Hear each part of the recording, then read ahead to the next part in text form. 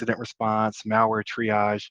So even as a red, currently focusing more on the red team side, I really enjoy leaning in and helping uplift detections and collaborating with blue teamers, especially since I have that background. A personal area of interest of mine is macOS post-exploitation. So that's usually where I spend my free time, where if I'm not playing a Zelda Breath of the Wild with my kids, I'm doing that. I will caveat and say that I am trash at Zelda Breath of the Wild. I pretty much have to ask my kids and they tell me where to go and I just go and it works. But when I'm not doing Breath of the Wild, I'm usually working on some side project around macOS post-exploitation. I enjoy 80s and 90s nostalgia, so I'll have little pictures throughout the presentation reflecting that. And I am on Twitter with the handle @Owens. Also want to shout out Chris Ross, also goes by Zorier at Spectre Ops. I consider him to be what I call like the forefather of macOS security research. Well, both Chris Ross and Patrick Wardle, and so I just wanted to shout both of them out and just thank them for the groundwork that they have laid and how they have opened the door for people like myself to come behind them years later and build and innovate on the work that they've done. So just kind of looking at the agenda of what I plan to go through, I plan to briefly talk about what I call the State of the Union for macOS, look at some common deployments and attack opportunities associated with those deployments. Then I also plan to look at the attack, the kill chain from the attacker's perspective and what that looks like in the macOS environment.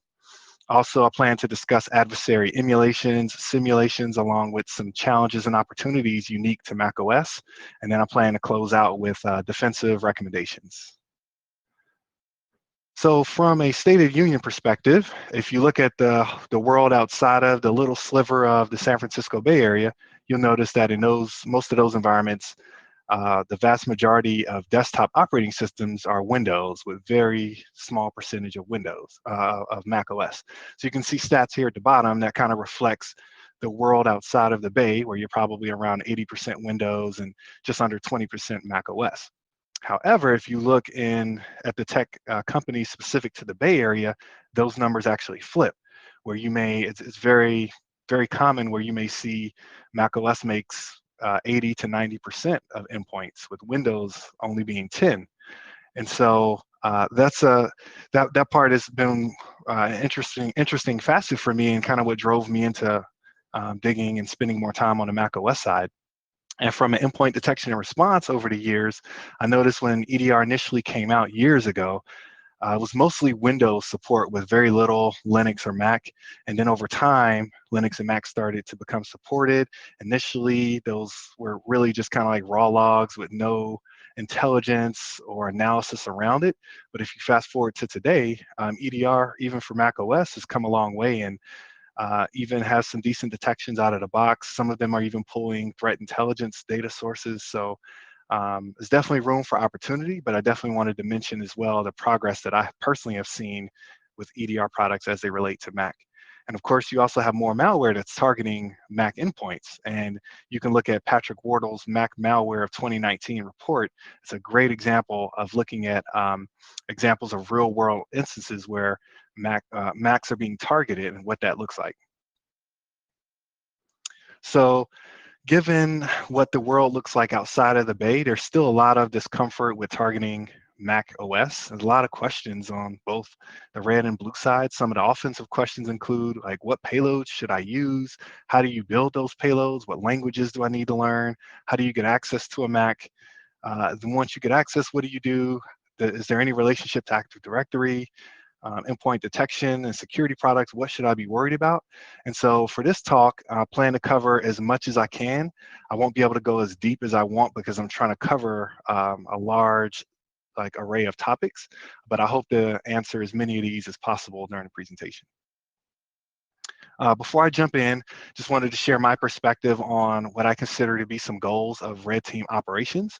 So you can see a picture there of jujitsu. I'm actually a white belt in jujitsu, and so this picture resonated with me. And I think about kind of the relationship that guys like Tim Malcolm-Vetter and others in the red team space, and how they've compared cybersecurity, blue versus red, to jujitsu.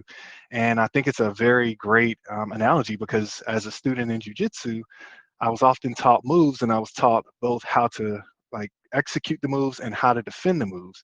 And you have to know both to really be successful. And I think that really ties over well into like red blue operations, where red teams really need to understand defenses and detections and the artifacts you're leaving on the system. And I think blue teams really need to understand offense and what those capabilities are, what the attacker mindset are. It's like the two are kind of merging and through challenging and working together with each other's skill sets. So some of the specific goals I think about for red team ops, I think about the goal of testing detections, right? You want to make sure the efficacy of detections is high quality. You also want to look at testing your response, and not just the ability to respond, but how adequately can the response lead to remediation. Also thinking about testing preventions that have been put in place and making sure those are working as expected. One question I like to answer personally is, if an adversary with these types of capabilities went after our organization, how would we fare? How far would the adversary get? How long could they stay in the environment before blue team sees them? How long would it take blue team to completely eradicate them? Things like that. I think that gives a lot of good contextual perspective to the operation.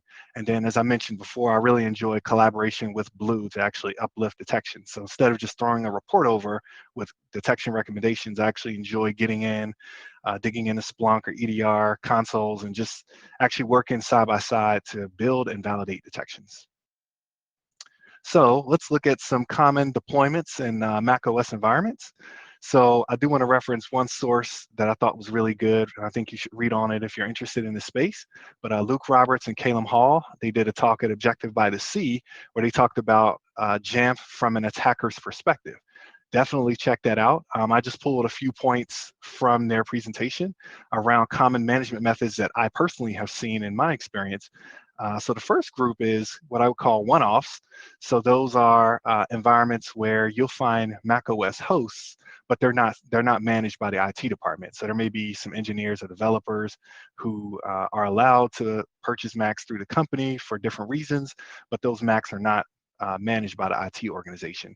So then you have a second group that's more custom, and those are your very mature, large, well-funded organizations like your Apples, Facebooks, Googles.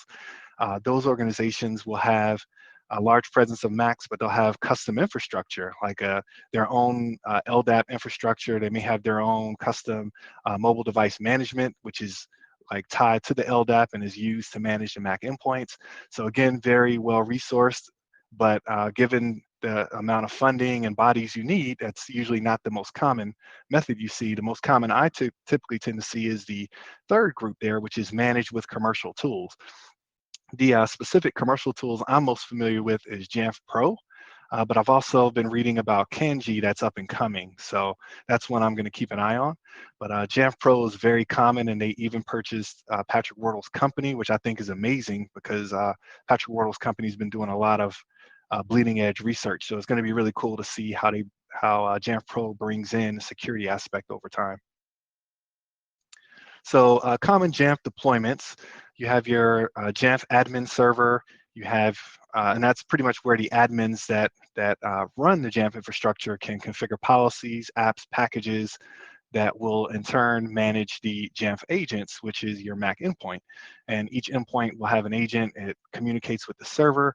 And then, of course, on the managed endpoint, you also have self-service, which is where users can install packages or apps that IT has already vetted.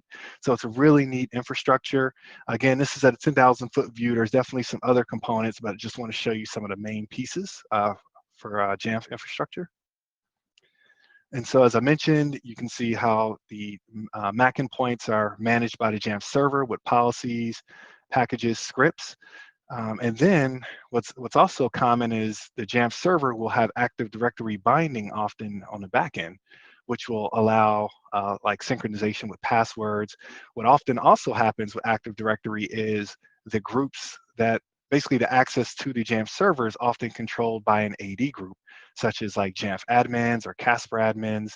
And so what's interesting is you think about some of the reasons why people often cite moving from Windows to Mac, which is to reduce the threat surface. But when you tie in Active Directory on the back end, a lot of those same threats are kind of, or attack vectors are pretty much reintroduced into your environment. It's just that now the front end, like the front door might be a little different. Like there's probably a higher chance you'll land on a Mac and you'll have to navigate that.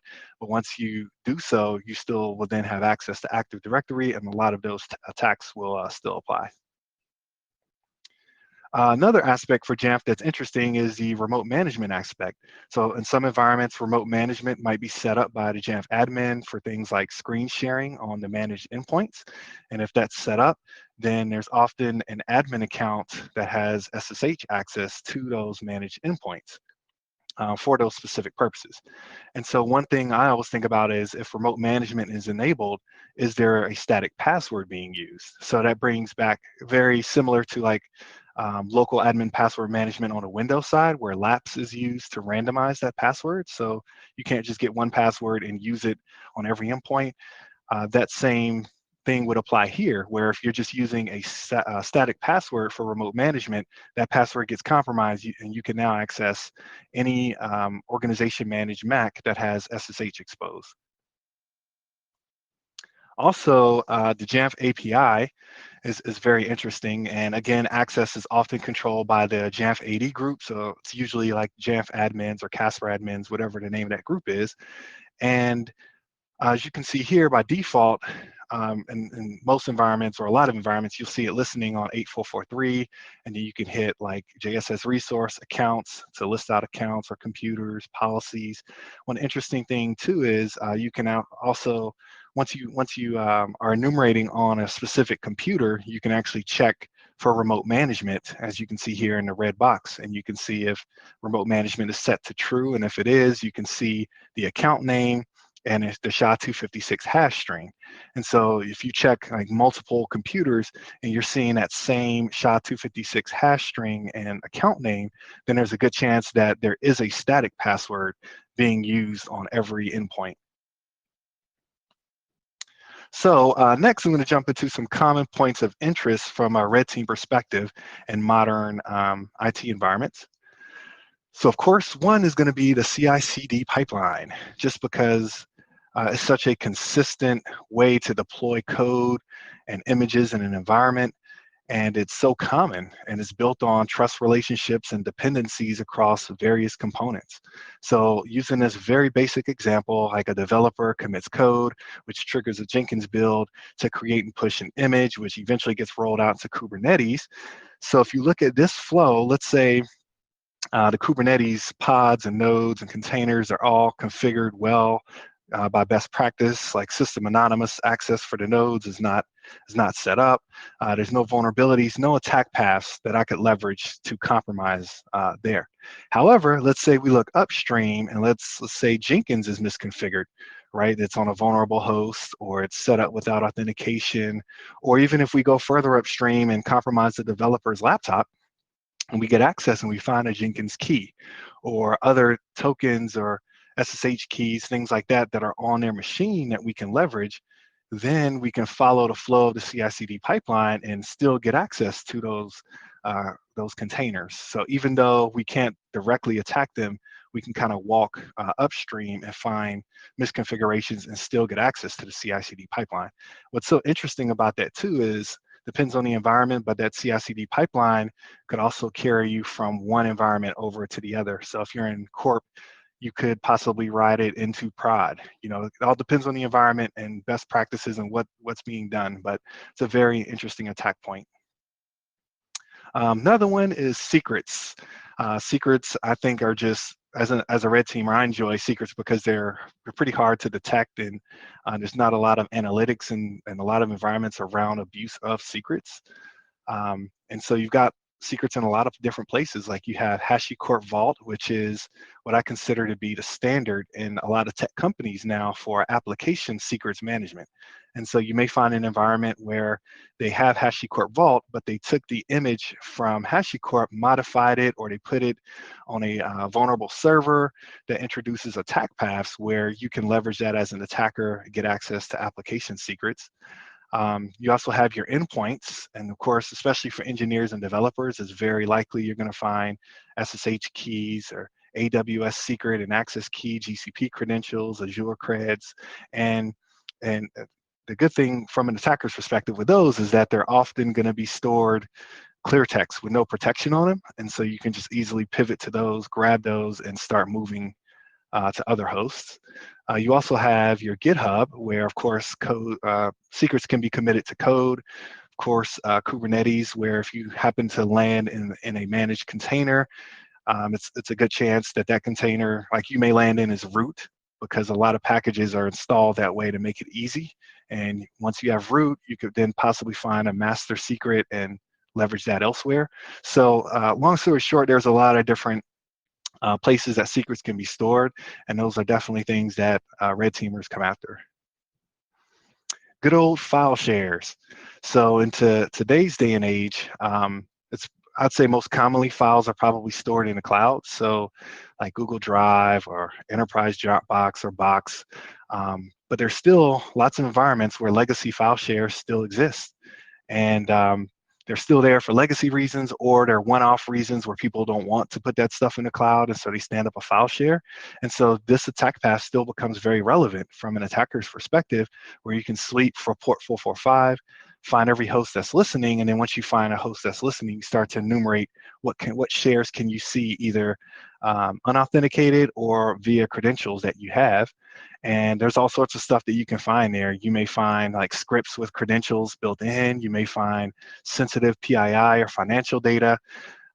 Just a lot of sensitive data that can be of use during a red team operation. So this is an area that I definitely recommend that blue teams proactively search for, find, and remediate like long before an assessment happens. And then, of course, you have Active Directory, which, going back to the earlier slide about how Jamf, a lot of Jamf environments have AD bindings, and that introduces your Active Directory attacks. So just kind of walking through the common attack path, which is you find a misconfigured AD join server. So it could be Jenkins, as an example, without a password set, or with a remote code execution vulnerability, or also your Tomcat. But going back to Jenkins, once you compromise Jenkins, you could get on and find a Jenkins SSH key. And even though that's not the master Jenkins, you may find a Jenkins SSH key that's used for master Jenkins on like other test hosts in the environment. So that can present an attack path. You've got Tomcat, which is also stood up oftentimes with default credentials, which will allow an attacker to upload a WAR file with a web shell and get access, dump credentials. Same thing for Workzug, which is a Python server, which a lot of times is stood up with in debug mode, which will allow you to run Python code on the console page itself and get access to the host. And there's several other examples. Just wanted to call those out. But once you have access, you then kind of move into the recon, where you can actually run Bloodhound. And what's cool is Fox IT released a Python collector for Bloodhound. So now you can run the Bloodhound collector from Mac or Linux, as opposed to needing PowerShell or to be able to run SharpHound. Then, of course, you have your password sprays. So in Mac environments and Linux environments, like it'll be SSH, like you could spray the username and password, username and SSH key. You could also spray against Active Directory. Once you have a set of credentials, any authenticated user can dump a list of current AD users, and then you can try a single password against every user, such as summer 2020, and see which accounts you get access to. Alternatively, you could also spray against Windows servers. So basically checking SMB with a set of credentials and seeing what hosts SMB will give me access to. So there's a lot of tools like CrackMap Exec that can do those kinds of things. And then it kind of brings you to the last part of it, where you have your domain compromise, where you find a privileged set of credentials cached. You dump those credentials, and then you start your impersonation, where you do pass the hash, pass the ticket, pass the cache, etc. Eventually, like, you get domain admin creds, and then you move to your forged tickets, like your golden and silver ticket, which then moves you to the next step, where you basically dump all employee passwords or hashes and start cracking them, looking for clear text credentials. And then that brings you to the last box there of pivoting. So usually in macOS environments, like, compromising Active Directory is not going to be the end goal. Usually it's just a step that you may need. Let's say you need a certain account in order to pivot to another environment in order for you to accomplish your objectives. And so that's usually your main reason for coming after AD. It's usually not to say, all right, I've compromised AD, exercise is done. Usually it's more like we needed AD as step B in order to get to C, D, and E in our operation. Another aspect I wanted to point out in modern IT environments in the Bay is the concept of different environments. So I'll quickly walk through like common setup. You have your corporate environment, and that's where your users live. That's where you have your Mac, your Windows endpoints, your Chromebooks, and a lot of the services that employees interact with, such as you'll have Okta there, Salesforce, Active Directory, various IT application servers, Confluence, Jira, all of those kind of things live in a corporate environment. And then you have your dev environment, and that definitely looks different per organization. Like you may have one company, a dev environment might just be a dedicated like subnet, and like you may or may not have a separate set of credentials to get to that subnet. Whereas in another environment, you may need a complete separate set of credentials, and maybe you need to jump host in order to get to dev. So it kind of depends on what the environment is. And then of course you have your production environment where a lot of your microservices and your backend services are. Oftentimes you'll find customer data stored here, and you'll find various things here, like be mostly Linux, but you may have a tiny share of Windows there. You may have some RabbitMQ and Kubernetes and AWS GCP. So you have all of those environments, and then you have your jump hosts in the middle where a typical path would be a certain limited number of employees will have access to jump hosts in order to get to the production environment to do their jobs. And then, so from a red team perspective, you start to think about like what the stated controls are versus what the reality of those controls really are. So one example is you think like, well, are there any direct connections from our corporate environment into production? Like it says we're supposed to the policy is only go through jump hosts, but are there exceptions? You also think about how the jump hosts are configured. And you start to think, well, are there any exceptions to how those hosts are configured? Maybe you've got 3 jump hosts that have 2FA enabled and a separate set of credentials, and then maybe there's a 4th one that doesn't have 2FA on it, which presents an easier attack path. So you kind of question that, you definitely assess that, or even around your dev environment. Are there any relationships between dev and prod? So if you happen to compromise like a CI/CD pipeline or like a Jenkins host in dev, will that SSH key or will those tokens work over in prod? Are there shared credentials between the 2 environments? So these are things that from a red team perspective that we're constantly thinking about as well. Is like we know what the stated controls are, but what's the reality of the relationship and flow between the different environments? Also, just wanted to point out some common low-hanging fruit that red teamers enjoy abusing. One is APIs, and APIs are everywhere now, especially with cloud services. And a couple examples with Docker. So Karnal Onage, Chris Gates did a really good write-up on how Docker can be misconfigured to allow anonymous API execution on containers. And if so, you'll be able to navigate to this host on port 2375 or 2376. And if you can list out the containers, then there's other commands that you can likely run in order to like execute shell commands and even read secrets unauthenticated. Same for Kubernetes nodes, where if system anonymous access for the API is enabled, then you'll be able to hit port 10250 or 10251. And if you can hit that port and see running pods, then you can also like make a certain curl request externally in order to basically do exec API commands and get shell access. And as I mentioned earlier, it's not uncommon to find that once you get access to a container, you're running as root, just because of ease of use with how a lot of things are packaged. And so then that presents other opportunities where you can take secrets and like pivot to other hosts. Of course, you've got cloud APIs or just APIs in general. One thing that's interesting that I've done in the past is if I have a service that uses an API and it's a commercial tool, I'll read the developer documentation and they'll have a sample key there. And I think, well, let me just try it, see if it works. And there's been instances where that sample key actually works. So There's definitely a lot of opportunity around APIs. Even if you have some custom backend APIs, you could totally kind of probe them, see what kind of data you can get back. If there's a number at the end of the API, seeing if you could use something like burp intruder and increment on that number, see what kind of data you get back. But you have other areas of low-hanging fruit like default credentials or stuff with no authentication like VNC, servers with browsable content, whereas you're doing directory brute forcing, you may find a script with credentials or even unpatched or unmonitored systems.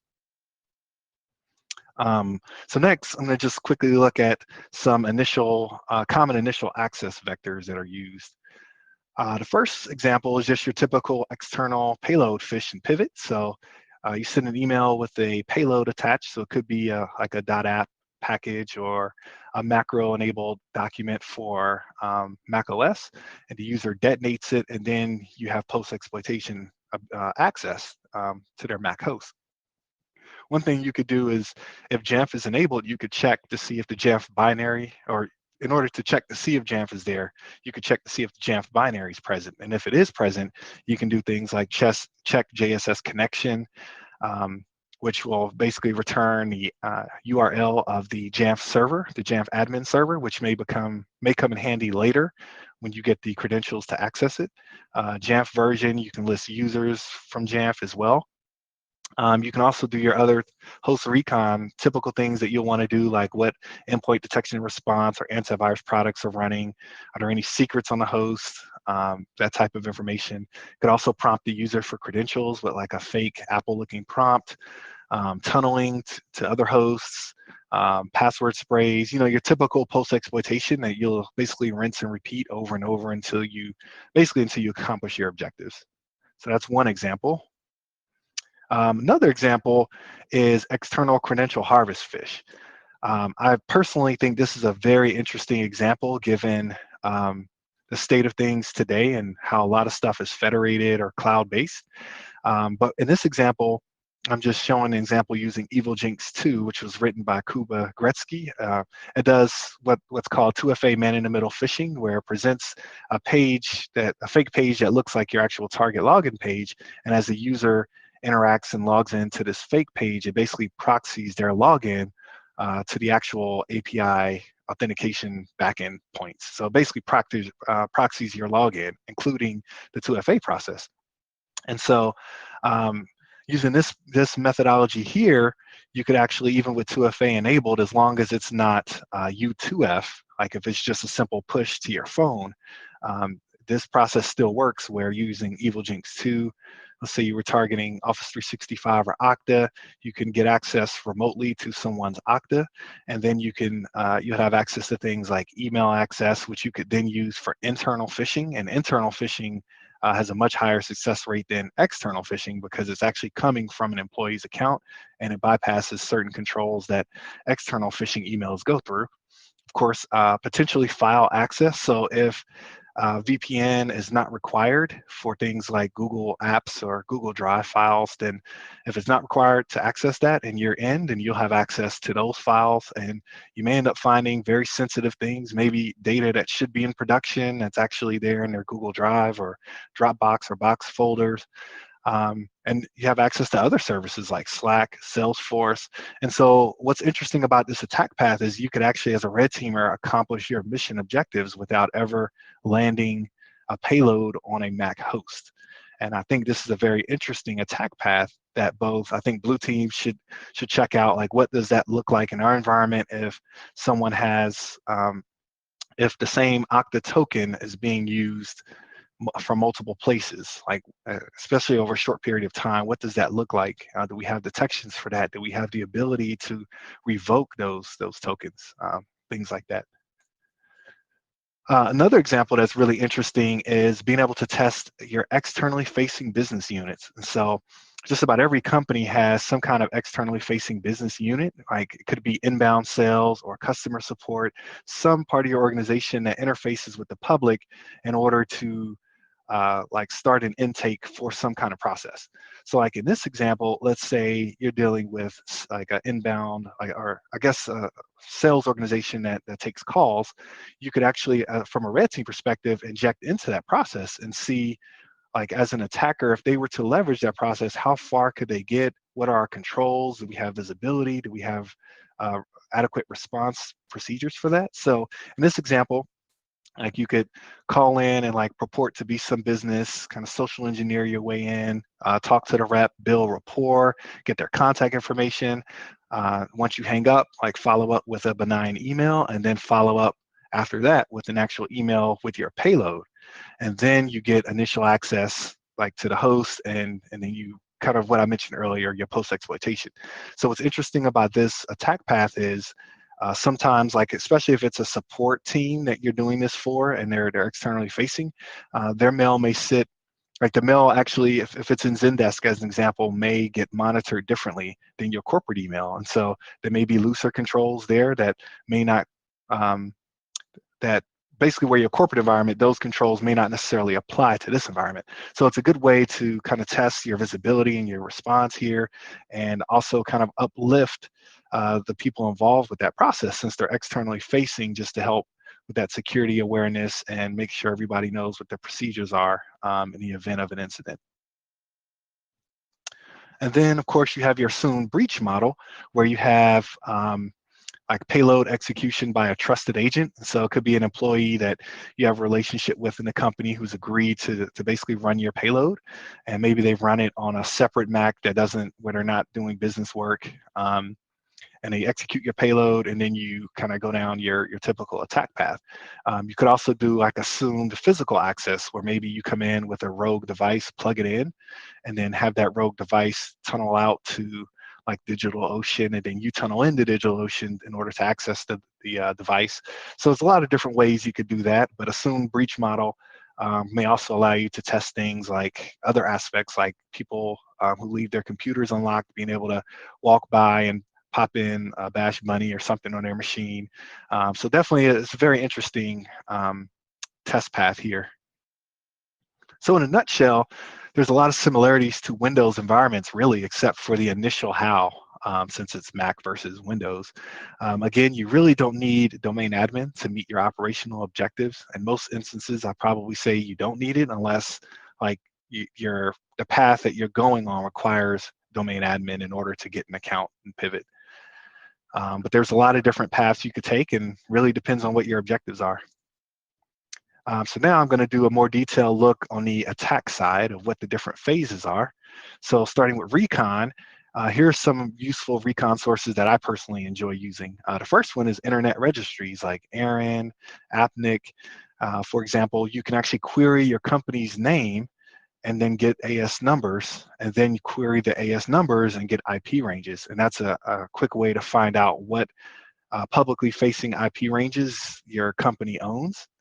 And then one of my personal favorites is DNS text records, and just doing something as simple as host dash t txt and then your domain. That will basically return your DNS text records. And what you might find, especially in today's time where a lot of companies have authorized certain organizations to send mail on their behalf, when you look at text records, they may show up there in the text records, where you may find something like DocuSign is there, or Zendesk as example. And so what that does for me as an attacker is it gives me insight that, all right, if DocuSign is listed in your text records, that gives me indication that you're using DocuSign. So if I use that as a phishing pretext in one of my campaigns, then I can have at least some assurance that it's going to resonate because the employees there use DocuSign. So it probably would be something that I would use.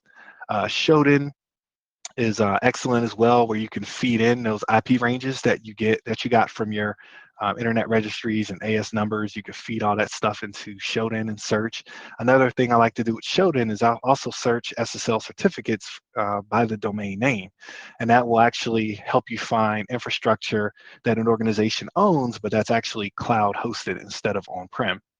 Of course, you have GitHub, and just about every tech organization now has an organization GitHub page. And then under the organization's GitHub page, they'll often have employees listed.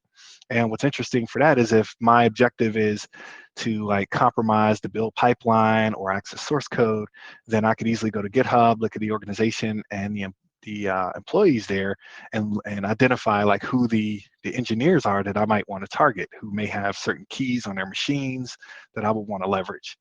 Of course, you got certificate transparency logs that are also interesting with new SSL certs that are stood up, like could also show some test hosts that maybe aren't properly configured that were stood up that you may want to poke around with. Various open source tools like the Harvester that you can dig on domains or even do domain or subdomain enumeration or brute forcing.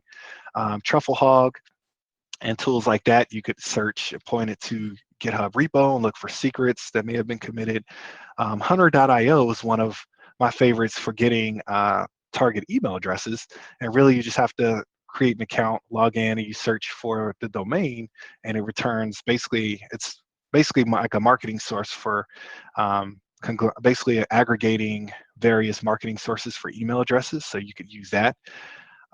Also, you could look for just by using the company's name, .okta.com or .zoom.us or .slack, like in order to see if those technologies are present, and if so, like they may play a part in your social engineering campaign. From a weaponization and delivery perspective, I'm a huge fan of GoFish. I will say, when using GoFish, just make sure you go through the code and you change the static GoFish mail header that's in there. Otherwise, like mature organizations that do flag on that, like you'll get seen and get stopped pretty early in the campaign. So just make sure you do like those types of checks and changes for GoFish. But outside of that, I think it's an awesome tool. And because it has the ability to do pixel tracking, you can do a couple rounds of phishing where you do like a recon fish, where you have some kind of like burnable throwaway email, could be a gift card or something with a link. And as people click that link, you're just collecting user agent information in order to fingerprint like what types of hosts are in the environment. Then you take that data, figure out what those types of hosts are, and then you build your payload, and then you do your follow-on like actual targeted phishing. And as I mentioned earlier, since most environments have 2FA enabled, if you're looking for credential capturing, Evil Jinx 2 and Cred Sniper by Mike Felch, those are really, really cool tools that can still be successful as long as it's not U2F. Example payloads. Again, MacFish is a good example of a tool that you can use to generate a macro for Mac, and it even produces your macro where it's like it's an if statement where it's if Mac, then execute this code, else if it's Windows, basically you can have a separate set of macro code there. So really neat. AppFell by Cody Thomas is probably my favorite because it's very flexible with JXA, which we'll talk about later, JavaScript for automation, and it also has payloads like Chrome extensions that Chris Ross Zorier wrote and contributed to that. You have shell scripts. My tool, Mac Shell Swift, does Mako binaries currently. So there's a lot of different options of different payloads that you could select, and we'll talk a little bit more about those as well. But going back to JXA, so JavaScript for automation was really supposed to be a replacement, so to speak, for AppleScript, because AppleScript can get very convoluted for very complex tasks. And so JavaScript for automation was a way to basically replace or supplement those limitations. And so it was brought to light by Cody Thomas at Spectre Ops a while back around the benefits from an attacker perspective of JXA. And the things I like about JXA is it's hosted, the post-exploitation code itself is hosted on a server, and your app that you're going to run on your target clients basically has very few lines of code, because really all it's doing is evaluating the code, the post-exploitation code on a server, and it's running it in memory. And because of that, it passes notarization. And so a while back, I was trying to figure out, like, how can I build an application, like a .app package to basically execute JXA without using the OSA script binary. And so that's how I came up with the JXA app concept of doing it all programmatically in order to avoid command line detections and still take advantage of the JXA benefits on the red team side. So around the notarization piece, I have shared that with Apple in the past, and it's possible that they're making changes or will make changes soon. But as of the last time I've tested, this still does pass their notarization check. So here's an example of what a JXA app looks like that I wrote a while back. And this one here, you can see like this is it. It's not a lot, very few lines of code. And you can see the Apple script command there in the first red box where it's doing an eval statement, and it's evaling the JavaScript file that you would put in at the IP and file parameters there. And it's basically executing that post-exploitation code that's on the server side. So as you can see here, even sending it in for notarization, there's really not much for notarization scanners to key in on because everything's on the server side. So looking at command and control, I just quickly wanted to point out a good read from Tim Malcolmvetter around simple, safe red team attack infrastructure. So at a high level, 10,000 foot view, what it's basically saying is you want to be responsible with your red team infrastructure as a red teamer. You not only don't you want blue team to be able to find it, crawl it, pick it apart, but you also don't want to have your stuff, your infrastructure out and exposed where it can get compromised, and then your environment that you're assessing, like that environment gets compromised through your infrastructure. So that would be a terrible scenario. And so he has some real good points there on how to make sure your C2 environment remains protected, and also around how to be flexible with your C2 so that as things get burned on the blue team side, you don't have to completely stand down your infrastructure, stand it back up. Maybe you just replace a redirector and keep moving, right? So really good article, both for blue, I think, and red, in order to kind of understand what that safe and flexible infrastructure looks like. Also around the command and control side of things, as I mentioned earlier, there's a lot of different options. So Jorge Orchias and company have done a good job at the C2 matrix of testing and evaluating different command and controls, including macOS based ones. Some of the ones here, like Empire 3.0, still lives on, is still maintained. You have AppFell, you have Evil OS X, of course you have Metasploit. So lots of different options, and there's lots of different payloads. Like, right, we talked about Office macros and browser extensions, and you have Apple script, Python, and each of those has their own pluses and minuses that you'll want to pick based on your operational needs. For instance, Python has the benefit of currently it's up to this point it's still included by default on macOS, even though that's supposed to change in the near future. But Python scripts aren't run through Gatekeeper, so you don't have to deal with the whole signing and notarization. The downside, however, is it's super easy to detect. So each of these has that kind of pro and con to it that you'll pick based on what you're looking to do in the environment, what your operational goals are. And then you have, of course, you have different C2 types. Like you may have your typical beaconing over HTTP or HTTPS DNS, or you just may have a consistent TCP socket to an IP port where your C2 happens. So it all depends on what you're looking to do for your objectives. Around the post-exploitation side, I just wanted to point out a few things by Zoyer Chris Ross.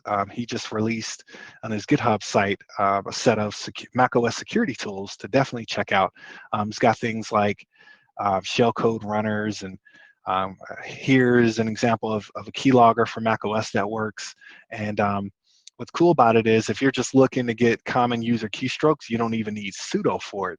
You do need sudo if you're looking to get like protected field values like passwords. But that's something to definitely check out. Also, Malware Unicorn at Facebook did a workshop on dialib injection techniques, kind of what that looks like, what the flow looks like, what an example payload is. So that's something you could do, and it's really a hands-on workshop that you can follow along. So you can check that out. You can also pull data of interest from like a host you have access to. So this is a tool that I wrote called SwiftBelt, and it's written in Swift, so it's native to macOS. And I called it SwiftBelt because I was inspired by Harmjoy at SpectreOps, like his seatbelt tool on the Windows side. And so this is basically an enumerator that uses API calls, does not use any command line utilities, and it can do things like enumerate security tools on a system, look for your bash history, browser history, launch agents, clipboard content, see if Slack is present, and if it is, extract some Slack data. And so you could actually, for your op, have this type of capability automatically execute as soon as you get access. And have it pull back for the operator. So definitely take a look. Blue teams, even check it out and see if there's anything like that. The only thing I saw that would really detect it is the Apple Endpoint Security Framework. which definitely can log like file accesses and reads. So it saw a lot of that activity. But I definitely recommend playing around with it and getting familiar with it. Also, on the post-exploitation side, you can see if OS query is present, and if it's present, you can use it from an attacker perspective. So I also have a blog on this where I was curious about this and played around with it and built the example into Mac Shell Swift, where because I'm a big fan of Facebook's OS query project, and for those that are not familiar, it's a way to ask questions of your remote host. It's cross-platform, and it allows you to ask questions such as like who last logged in, or what running processes are on the system, or what's the bash history, things like that. And so I was curious, like, well, I wonder if an attacker could actually leverage it just by invoking it remotely. So I played around with it and was able to get that going. It does use command line utilities in order to invoke it, so it's detectable that way. However, my personal guess is that most environments probably are not monitoring OS query invocations, so it probably will not go detected, even though it's easily detectable. But my general rule is it's pretty safe in the macOS world. As long as you stay off the command line, you're pretty safe at this stage. In terms of credentials, you could prompt like for credentials using the OSA script binary, which again feeds into command line history, or alternatively, you can call the OSA script or the NS Apple script class, or even the OSA kit class in order to prompt without using the OSA script binary. Around persistence, a lot of techniques out. So Sentinel-1, I'll just reference their blog posts as they step through a lot of the common methods for persistence on macOS. So I won't jump through too many of these because I know a lot of us are familiar with launch agents and launch daemons and cron jobs. Configuration profiles is often, I learned this from Thomas Reed, but a lot of adware is has been up to this point using configuration profiles in order to accomplish their objectives. So one of the aspects of persistence I wanted to point out was folder actions in a blog by Cody Thomas. That was the first place I'd heard about it, where you can basically pick a folder, and once the user interacts with that folder, you can set it to run an Apple script from disk somewhere. So there's a lot of little caveats and nuances to it, but it's a very interesting persistence technique that I definitely recommend you check out. I won't spend too much time here because we kind of talked about these as well. What lateral movement tends to look like in a macOS environment via creds that are stolen or spraying, usernames and keys or passwords. So yeah, we kind of covered this already. So next I'm going to talk to adversary simulation and emulation. The best example that I've heard is from Tim Malcolmvetter, where he explain adversary emulation as having a very specific threat profile. So it's like based on a threat intelligence report, specific APT actor, and taking their TTPs and emulating them in your environment, basically being that adversary in your environment and seeing how your detections and response hold up. Whereas adversary simulation does not have a specific threat profile, but a more general threat profile of what a capable adversary would likely do, like what types of tactics and TTPs might they run. So I thought that was a really good example. And even though today most threat intel data is on Windows TTPs, I do believe that we can run adversary emulations and simulations for Mac as well. An example for an emulation is I think you can emulate the activity of known macOS malware families like Schlayer. Even Thomas Reed has done a lot of analysis around some adware campaigns that do some pretty nasty things that you may want to emulate. So those are examples of what you could pull from. You could pull from Patrick Wardle's Mac Malware of 2019 report. And then in terms of simulations, you can take threat intel reports and basically create a Mac OS equivalent as close as possible to simulate that activity. So here's an example with the Schlayer campaign, and this is actually from June of this year from an Intego report, but users were, or people were getting infected by Google searching for videos, where they would find like a fake flash outdated page, which would download a DMG. It would have like a picture with instructions on it, and basically instructions for them to execute this file that looks like an app. It has an app, like a Flash app image, but it's really a shell script. And then once that script is executed, it drops a zip locally in the temp directory, and then inside of that zip, there is an app that basically downloads the real flash and downloads follow-on malware. So you can see examples here of what that looks like. So if you were to emulate that exact malware family, this is kind of one way you could do it. You could send an email with a link to a DMG, like entice the user to download the DMG, and include like a picture with instructions, have your shell script masquerading with the flash icon. And I think MD Sec Labs did a really good write-up on like file icon and file extension tricks on macOS. So you could have them execute that shell script masqueraded as Flash, and then have it download a zip locally to the machine, which includes an app package that downloads real Flash, and then maybe you download like some other C2 framework or some other malware. So that's an example you could use to emulate Schlayer.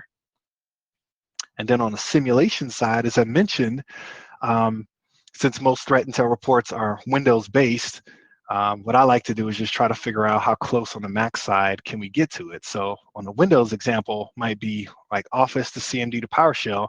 Maybe in Mac you have Office spawn then SH, which then runs Python. Or like prompting with a fake prompt. On the Windows side, you're using a logon screen API call, but maybe on the Mac side, you use OSA script, basically to do the same thing. Same with password spraying, whereas in Windows environment, you may spray over SMB.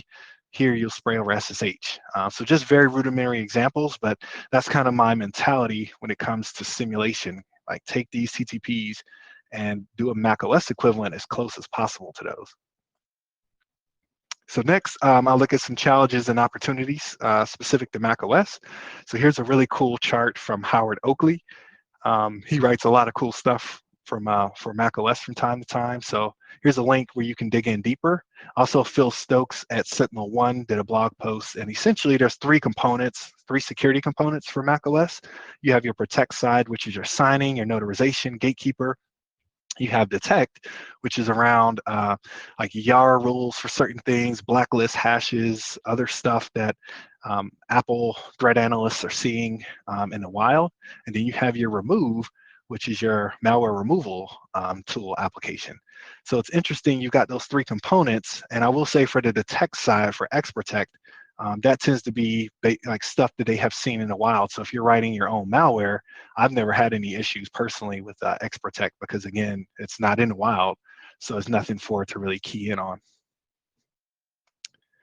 So I'm going to talk a little bit quickly about Gatekeeper since I know time is running short. The com.apple.quarantine attribute is appended by the operating system to any file that's downloaded via the browser. And then Gatekeeper checks certain file types for that attribute. And if that attribute is present, it will check to see if that file has been signed with a valid developer ID. And for recent versions of Mac, it will also check to see if that file has been submitted and passed notarization or has like a notarization ticket staple to it. And if it passes both of those, then it will actually give the user a prompt to say, are you, like, do you want to run it? Or I forgot the exact contents of the message. But so that's kind of in a nutshell how Gatekeeper operates, and it poses challenges for red teams because eventually like scripting languages that have been exempt from Gatekeeper are eventually going to be removed from macOS. And so you're going to have to basically come with like Objective-C base code or Swift-based tool, which is going to most likely, if you're looking to get a payload on the system, have to go through that process, which is why earlier I thought it was very interesting about targeting SaaS and federated apps where you don't even need to touch Mac endpoints. So around the signing process, here's an example of what it might look like on the red team side, where you create or use an email that you already have, create an Apple ID, use a phone number for two-factor verification or a device, separate device for two-factor authentication. Then you get your Apple developer account that you pay $99 for. So you have two options there when you're paying for that. If you're using a credit card that's not tied to your username, Apple will take your money. Yes, they will. And still kind of hold your process and ask that you send in like a valid identification like driver's license. The other side of it is you use a bank issue card with your identity, you get it signed, but you run your blue team finds it, they analyze it, and then they see your developer ID so they know it's you. So it's kind of a lose-lose scenario here. Another approach is you could register an LLC and use that for your signing, which you could do, but it's a lot of work up front, and you still may hit the same like snafu with it around the identity part if the identities don't match. So it just has got to be real careful with that. But this is another option as well. So again, you have to sign and notarize, and then there's other challenges too, like hardened runtime is required for notarization. Sandboxing app transport security kind of determines once your app is running what it can communicate out to. So there's different layers there that are challenging. So a real quick area around notarization testing. So I did a couple tests, and I just want to share the results with you of those tests. One, I built a red team app that stole creds and launched AppFell, submitted it for notarization. It was successfully notarized in 5 minutes, but it was revoked about a week later. So basically I had a week to use it, which was really interesting, and it showed me about the notarization process, about basically how stuff's notarized up front and there's some kind of back-end check after the notarization. Here's an example of the code. So you can see it's clearly a credential stealer, username and password. A second app I wrote this time took out the credential stealing code and just had to execute AppFell. In other words, just a JXA app. This time, submitted it for notarization, notarized in minutes, developer account was never revoked. So this is that same screenshot from earlier where there's not much to key in on because all the code, post-exploitation code, is server-side. So again, JXA apps, just wanted to show you an example there. And basically, if you want to build your own like JXA C2 application and not use what AppFell has, you'll need to be strong or pretty good in Objective-C. Because right now, there is a bridge between JavaScript and Objective-C, but a similar bridge with Swift has not yet been established to my knowledge. So some general defensive recommendations as we close out. Some people I wanted to recommend you keep an eye on: Patrick Wardle, Richie Cyrus, Thomas Reed, Sarah Edwards on the defensive side. They're doing a lot of cool work. Definitely check them out. On the offensive side, The Evil Bit, Chris Ross, Cody Thomas, Phil Stokes, check them out. I have a blog that I put up earlier this year on macOS detections, like some base level detections. That I think should be in any macOS environment, so check that out. I also did a test with Apple Endpoint Security Framework, where I ran the tool that I wrote, MacShell Swift, against it and did various post-exploitation tasks just to see what was captured, so you can see that blog there.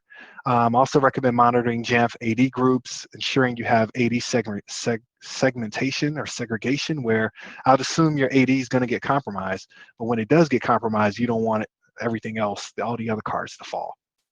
Also, if not needed, don't enable SSH on every managed Mac by default. If you're using remote management, I recommend randomizing the password, as we talked about earlier, and then separating your keys and tokens between your environments. Also, getting visibility into cloud abuse. So like if certain very powerful cloud permissions are assigned, like make sure you can detect that in your environment. So in summary, EDR is getting better for macOS, but Gatekeeper continues to pose challenges on the red team side, which is good.